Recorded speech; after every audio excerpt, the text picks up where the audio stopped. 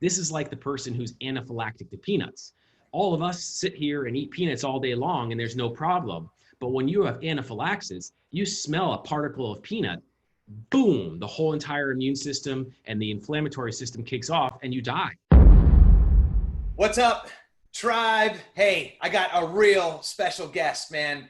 I'm beaming at the opportunity to have a meaningful, thought-provoking conversation with Dr. JP Sarah, who's literally right now, he's not like an extra on a movie set of like Outbreak 2, the sequel. He's literally on the front lines, coat and all, and carving out a little bit of space just for you guys so that he can sprinkle some consciousness on top of this crazy stuff we're all dealing with right now. So he's signed up and he's willing to, away from his patients for the moment, talk to us about what's the deal with testing right now, right? What's the deal with the hydroxychloroquine, whatever, malamamas, right, that Trump keeps talking about.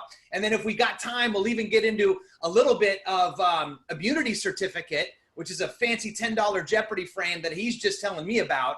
And then lastly, but not least, this plasma stuff, which he's actually an expert already in, domain specific. So Dr. JP, thank you so much for hanging out with us, brother. Good morning, everyone. Thanks so much for having us. I think it's funny that we're talking about Outbreak 2 being on the movie set, because I think we're actually living Outbreak 2 right now. If you watch the movie again, it just seems like it was foreshadowing about 20 years early. Anyways, I know everyone's heard so many different things about there. I find it as part of my job here working at the urgent care. Here's one of our cards from the urgent care that we're working at, which is Coastal Family Urgent Care. I'm up here in Carlsbad. Carlsbad, okay. Yeah. And then separately is my own little company here, which is, as we were chatting about, Red Poppy Restorative Medicine is where I do a lot of my plasma and neurotoxins and dermal fillers. That being aside, it's been fantastic that we've been able to be a part of San Diego, specifically North County, with the testing that we've been doing.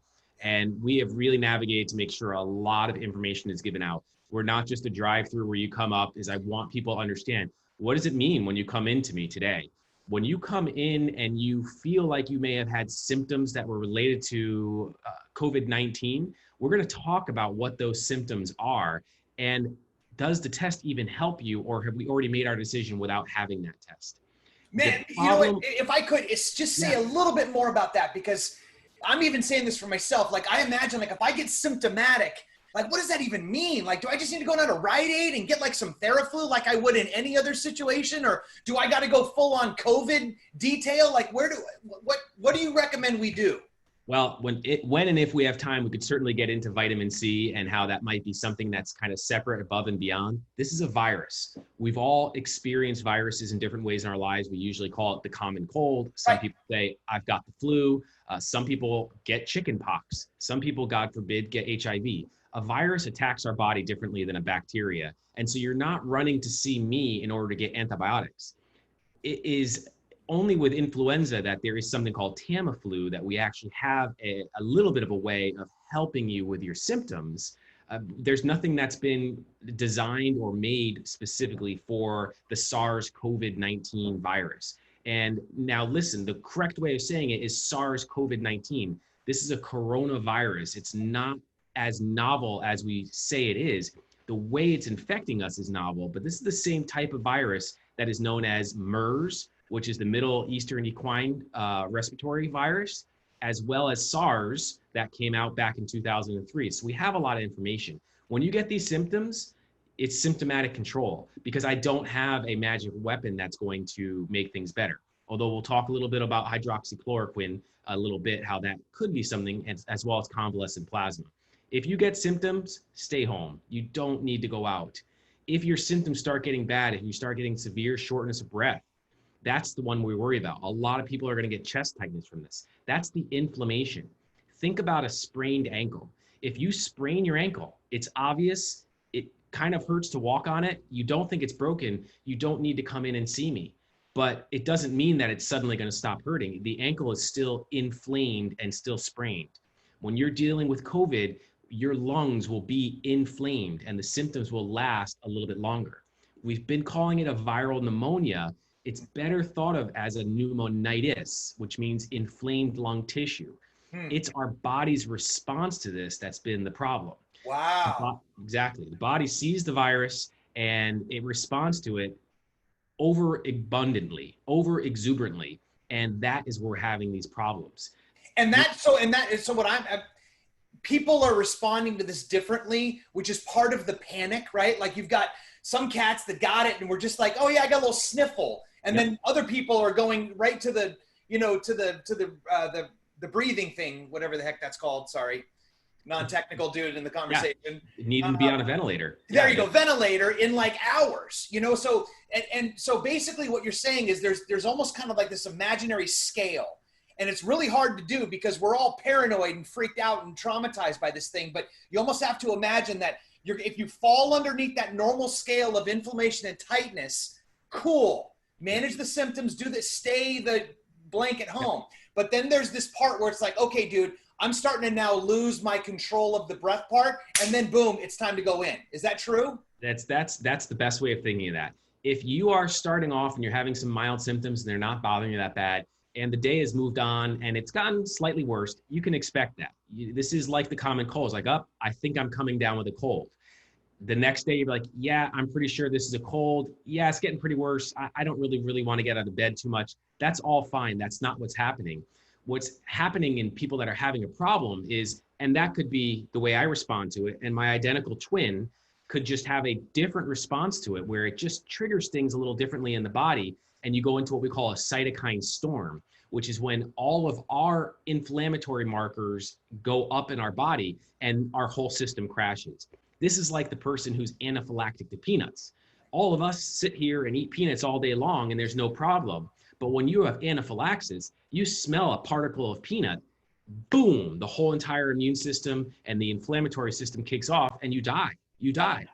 Got it. That's actually a great framework, because the truth is that gives me the mental model to find myself in, to where I say, okay, cool. That's what I check. That's my check right there. It's that right there. And if I'm starting to lose control of that ability, like, okay, hold on. Like I'm not getting enough. Okay, boom, time to go in. And then that's where you guys, I understand anyway, come in with the testing, right? You guys got the testing. I don't want to tell people that there's no benefit to testing whatsoever. The peace of mind of knowing that you have this virus and the ability to know if one person in your family tests positive, does the rest of the family come in? That is definitely no. If you need to know, I call them our COVID families. Like, at my house, it's myself, my wife, and my son. And outside of that window is, sure, I'm here at work today and I'm exposing a little bit. I have my own separate COVID family here. If somebody here tests positive, I will need to bump up my monitoring of myself to make sure I know what's going on. But once your unit has been diagnosed with COVID, you can assume everyone has that. There is no influenza out there right now. It's gone. All of what we've done with the social distancing has pretty much eradicated influenza for this year. For this year, it'll be back. But RSV virus is missing. You haven't heard of any measles outbreaks. Social distancing is extremely effective. We've never done it before. The amount of research that's going to come out about the number of cases of measles in the United States this summer, RSV cases, it's going to be much lower than usual. We'll have a lot of information that will kind of help us with that as well too. But if your unit gets diagnosed with COVID, then you're ready to go. You know what you have. Monitor for your symptoms. Some people are talking about holding their breath for 10 to 15 seconds, seeing if you see any shortness of breath. That's fine. It's not going to be ever found to be scientifically rigorous, but if you can hold your breath for 15 seconds, you're doing okay. If you suddenly find tomorrow that you can't even hold it for 10 seconds, you're not doing okay. That's more than I would expect. That's when you reach out to somebody to get some more information. Okay. Testing wise, obviously there's lots of exposures that we've had. You see that your child is crawling around on the grocery store floor. You've come into contact with somebody who's been coughing and it's gotten into your face. Let me show you a quick image of what we're talking about when we're talking about some of these problems that we're having. Love some show and tell. Yep. Is this guy right here. You guys see that on your screen there? Let me make it a little bigger. Yep. Yeah, go ahead and make it as big as possible because we can see your whole desktop right now. There you go. There we go. Let's get this guy a little bit bigger. So this is a quick picture. This is not meant to strike fear in anybody. This is just the reality. Why are we wearing masks right now? This is the reason why we're wearing masks.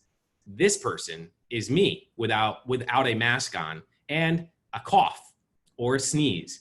The particles can carry and they can get into other aisles. They can get into other people.